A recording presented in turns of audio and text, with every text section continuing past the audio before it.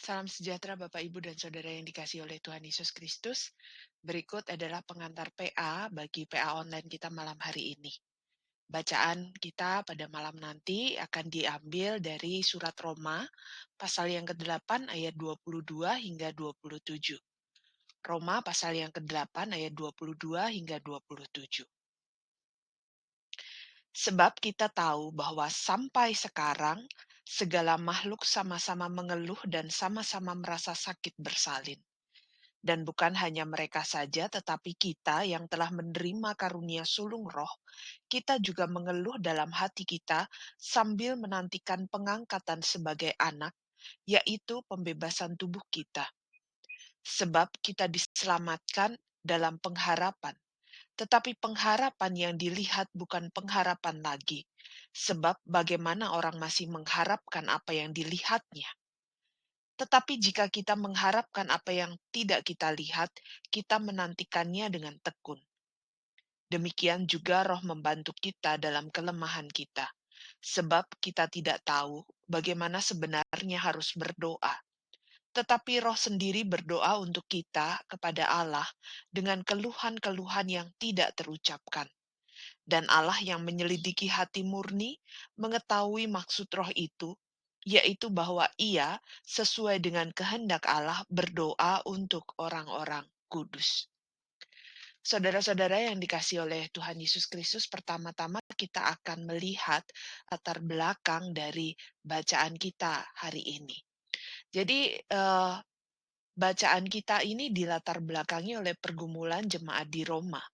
Jadi Paulus menuliskan surat kepada jemaat di Roma yang saat itu tengah menghadapi penindasan, menghadapi penderitaan karena predikat Kristen yang mereka sandang.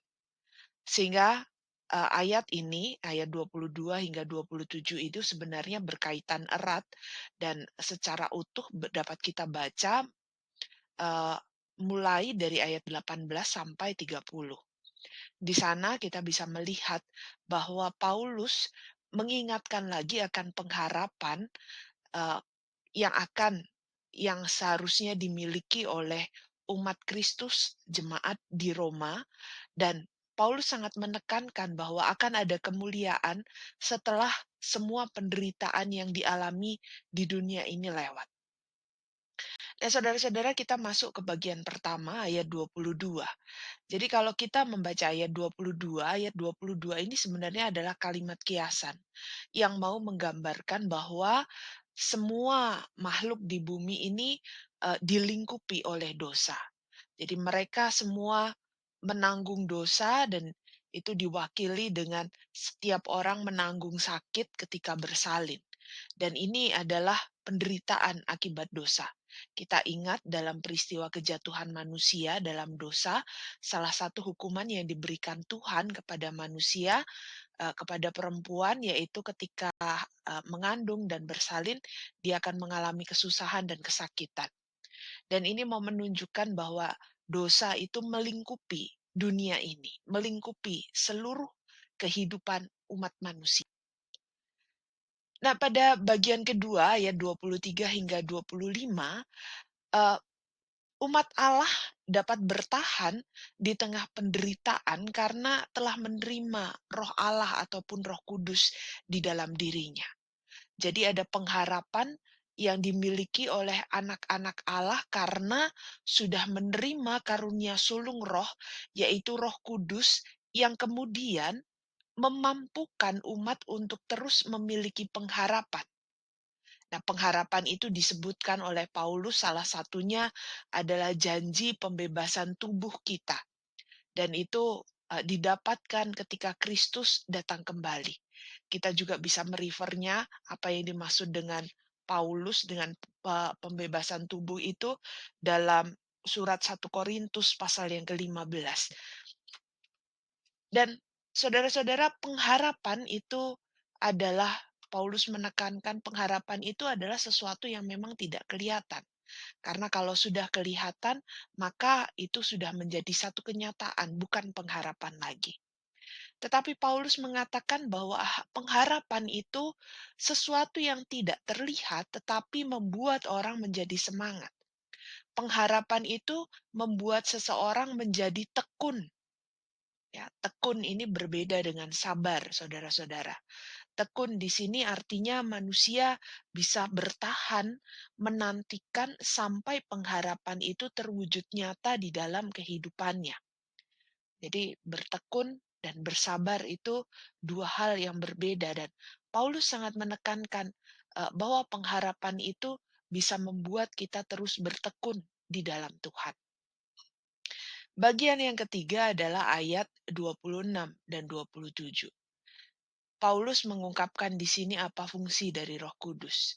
Dalam kondisi tertentu yang manusia memiliki kelemahan, dan salah satunya seringkali manusia tidak dapat berdoa. Nah, Paulus mengatakan dalam fungsi dari Roh Kudus salah satunya adalah menolong manusia, menolong kita yang tidak sanggup berdoa untuk bisa mengungkapkan doa-doa. Kalau ditanya kenapa kita tidak bisa berdoa, rasanya ada banyak peristiwa yang membuat kita seringkali tidak bisa berdoa lagi, tidak sanggup untuk mengungkapkan doa melalui kata-kata kita. Karena ada banyak pergumulan misalnya, kemudian tidak tahu apa yang terbaik bagi diri kita, tidak tahu apa yang akan terjadi di masa depan, apakah ini benar-benar sesuai dengan apa yang dikehendaki Allah atau tidak, sehingga seringkali kita kehilangan kata-kata untuk berdoa. Nah, disinilah fungsi Roh Kudus. Disinilah Roh Kudus berperan menolong kita jadi perantara eh, yang membantu kita untuk bisa berkomunikasi dengan Tuhan dan menolong kita juga untuk memahami apa yang baik yang dikehendaki Tuhan di dalam kehidupan kita. Jadi saudara-saudara, Paulus mengatakan bahwa Roh Kudus inilah yang menolong kita supaya kita tidak larut hanyut di dalam kelemahan diri kita, tetapi kita tetap bisa menjalin komunikasi yang baik dengan Tuhan, dan dikatakan Tuhan yang mengerti hati akan melihat apakah yang terbaik bagi kita. Sehingga saudara-saudara, ketika kita berbicara soal pengharapan anak-anak Allah, maka ada beberapa hal yang perlu disadari, bahwa yang pertama, penderitaan itu tidak bisa dihindarkan dalam kehidupan kita. Penderitaan itu bisa karena dosa, ya, karena dosa-dosa kita, tapi penderitaan itu juga bisa muncul karena predikat Kristen yang kita sandang. Ya, ada banyak peristiwa yang menunjukkan karena dia adalah orang Kristen, maka dia dikucilkan, dia harus mengalami penganiayaan dan lain sebagainya. Tetapi penderitaan yang dialami manusia itu bukan menjadi alasan buat kita kemudian untuk berpatah semangat, kemudian untuk meninggalkan Tuhan, meninggalkan iman kita, karena kita sudah dikaruniai Roh Kudus di dalam diri kita. Roh Kudus dikaruniakan kepada kita, Roh Kudus itu yang akan menolong kita sehingga kita selalu memiliki pengharapan akan dunia yang baru, akan pembebasan tubuh tadi, ketika nanti Kristus datang lagi.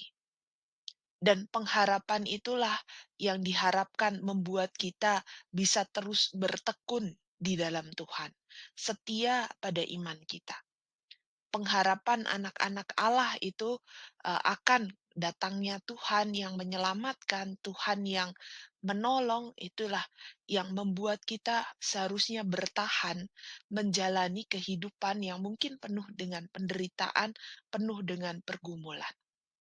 Nah, saudara-saudara, ada 3 pertanyaan yang akan kita dalami bersama. Yang pertama, apa saja yang membuat kita berkeluh kesah dalam penderitaan yang kita alami? Ya, apa saja yang membuat kita berkeluh kesah dalam penderitaan yang kita alami? Dan mengapa kita berkeluh kesah? Pertanyaan kedua adalah, Roh Kudus, tadi dikatakan Roh Kudus membantu kita untuk menyampaikan doa-doa kita. Apa maksudnya dan kapan itu terjadi dalam kehidupan kita? Dan yang ketiga, apa bedanya sabar dan bertekun? Dan pengharapan seperti apa yang membuat kita bisa terus bertekun di dalam Tuhan? Baik saudara-saudara, itu pengantar PA bagi PA kita malam ini. Selamat mempersiapkan diri dan sampai jumpa di PA online, WA group, di WA group PA online GKI Buaran malam nanti pukul 19.